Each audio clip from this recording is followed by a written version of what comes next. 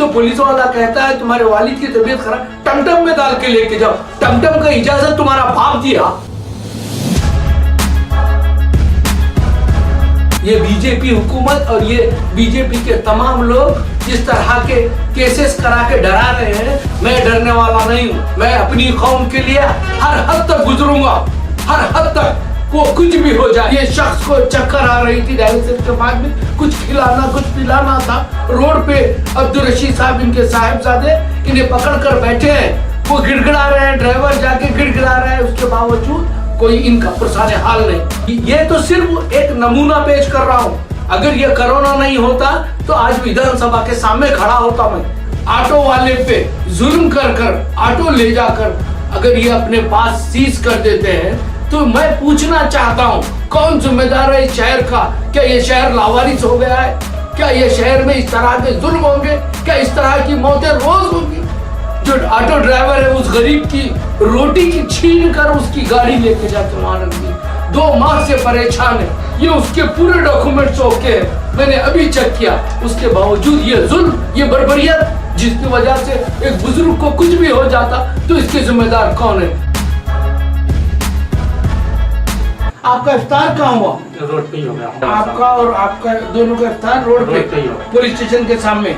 याद रखो इस शहर के जिम्मेदारों, जो लोग अपने वालिद की जिंदगी के लिए, 2 नौजवानों ने अपने इफ्तार का ख्याल नहीं करके, अपने रोजे का ख्याल नहीं करके बचाना, और ये पुलिस की बर्बरियत आपके सामने है। इस तरह कई लोगों की जान चली जा रही है। डिस्ट्रिक्ट इंचार्ज मिनिस्टर, MP और बाकी तमाम लोग अपनी शोहरत की बातें इसमें लगे हैं। अब इसका फैसला आप सबको करना पड़ेगा।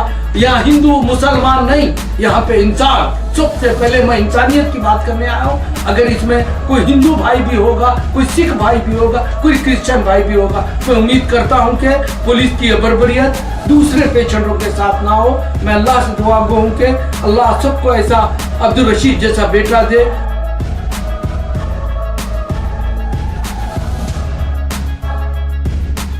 कल 9 तारीख को अन्नपूर्णा क्रॉस के पास अब्दुल रऊफ साहब को ऑटो में जब वो डायलिसिस कराकर वापस आ रहे थे अपने फर्जन के साथ, कुछ पुलिस वालों ने उनका ऑटो को रोका और ऑटो पकड़कर इस पेशेंट को नीचे उतारकर ऑटो पकड़कर लेकर गए। जब इनके ऑटो ड्राइवर ने गिड़गिड़ाया कि हमारे साथ डायलिसिस का पेशेंट है, तो भी कोई सुना नहीं। क्या आज शहर की क़यादत खत्म हो चुकी है? क्या हम किसी से कुछ सवाल नहीं कर सकते? क्या हमारे बुजुर्गों को बचाने के लिए कोई लीडर आने वाला नहीं है? हम सिर्फ इसलिए खामोश हैं, हम ये कोरोना के वजह से जो लॉकडाउन हुआ है उस लॉकडाउन का उल्लंघन ना करते हुए हम मुतालिबा करते हैं यहाँ के एडमिनिस्ट्रेशन से कि इनका ऑटो वापस दे दिया जाए और इनको एक पास दिया जाए। ये जब चाहे जब हॉस्पिटल जा सके, इनको 3 दिन 4 दिन में एक बार हॉस्पिटल जाना है। अगर ऐसा नहीं होता तो हम ये धारा 270 और लॉकडाउन का उल्लंघन करते हुए DC ऑफिस के पास धरने पे बैठेंगे इंशाअल्लाह ताला। अब्दुल रशीद साहब, अन्नपूर्णा क्रॉस पे आप कितने बजे पहुंचे? करीब 5 सवा 5 के बीच में। 5:15 के बीच में पहुंचे तो क्या करे आपके साथ? 2 कांस्टेबल थे जी। वो लोग आके बोल दिए परमिशन नहीं है ऑटो का, चलो साथ में हमारे, बोल के लेके गए। जब आपने उन्हें ये बताई, रसीद बताई, तो वो देखे नहीं है, लेटर नहीं देखे? नहीं देखे। हाँ, वो हाथ में पकड़ के बोले सब पहले चलो, आप सब जो भी है बाद में बात करेंगे। क्या बोले? तो पहले चलना। उसके आपके वालिद को कहाँ बिठाए? वहीं पे बिठा। कहाँ पे? रास्ते में ही, रोड पे बिठा दिए। उसके बाद आप वालिद को चौक पुलिस स्टेशन तक कैसा? गाड़ी पे लेके गया, किराना बाजार। गाड़ी भी थी मेरे साथ में। एक्चुअली क्या होता है, इनको मैं गाड़ी पे ही लेके जाता हूँ। जब डायलिसिस होता है तो ये इनका BP लो होता है या नहीं तो कुछ प्रॉब्लम होते हैं, मीटिंग वगैरह हो जाती है, तो तबीयत नासाज रहती है समझो। तो ऑटो वालों को बुलाता हूँ मैं ताकि इनको लेके जाए, गाड़ी पे वो नहीं जा सकते जब। अच्छा। हाँ, ये जुल्म आप पे होने के बाद आप क्या सोच रहे हैं? देखिए अब हालात तो ऐसे हैं कि कुछ बोल नहीं सकते हैं। मैं ये इतना ही कहूँगा पुलिस, गुलबर्गा की पुलिस डिपार्टमेंट से, मैं मानता हूँ कि भाई हैं बेवजह फिरने वाले बहुत सारे लोग हैं, लेकिन उनमें कुछ वजह से भी निकलते हैं। मैं ये चाहता हूँ कि देखें, इंक्वायरी करें। हमारे ऑटो वालों ने कहा आप देखो पेशेंट है, सो बोलने के बावजूद भी ऐसा हुआ है। मैं बस इतना ही कहूँगा कि जो मेरे साथ हुआ है दूसरे और के साथ ना हो। नहीं हो आप ये तो हम निकल गए, बुजुर्गों को आप बचाना चाहते हैं। जी हाँ। कल की शाम की बात है, 6:30 के करीब में रऊफ साहब को चरावी हॉस्पिटल से ये जब घर ला रहे थे ये डायलिसिस करा के, क्योंकि मैं डायलिसिस करा के लफ्ज डायलिसिस नहीं बोल रहा हूँ, ये डायलिसिस के परफेक्ट डायलिसिस बता रहा हूँ। ये इनकी यूरिन का पाइप है, हाँ ये पाइप भी आपको देखना पड़ेगा। जबकि दवाखाने को आते हुए ये ट्रैवल हॉस्पिटल का ये लोग रिपोर्ट बता रहे हैं, साथ में ये बिल बता रहे हैं सेम टाइम की। इसके बावजूद इस बुजुर्ग को अन्नपूर्णा क्रॉस पे नीचे उतार कर ऑटो वाले पे जुल्म कर कर ऑटो ले जाकर अगर ये अपने पास सीज कर देते हैं, तो मैं पूछना चाहता हूं कौन जिम्मेदार है इस शहर का? क्या ये शहर लावारिस हो गया है? क्या ये शहर में इस तरह के जुल्म होंगे? क्या इस तरह की मौतें रोज होंगी? ये शख्स को चक्कर आ रही थी डायलिसिस के बाद में, कुछ खिलाना कुछ पिलाना था। रोड पे अब्दुल रशीद साहब इनके साहिबजादे इन्हें पकड़ कर बैठे हैं, वो गिड़गिड़ा रहे हैं, ड्राइवर जाके गिड़गिड़ा रहा है, उसके बावजूद कोई इनका पुरसाने हाल नहीं।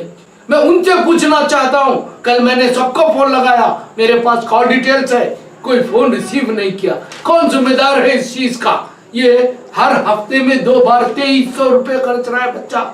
कौन जिम्मेदार है? 5000 रुपये एक हफ्ते में खर्च रहा है अपने वालिद की जिंदगी, इस बुजुर्ग की जिंदगी बचाने के लिए।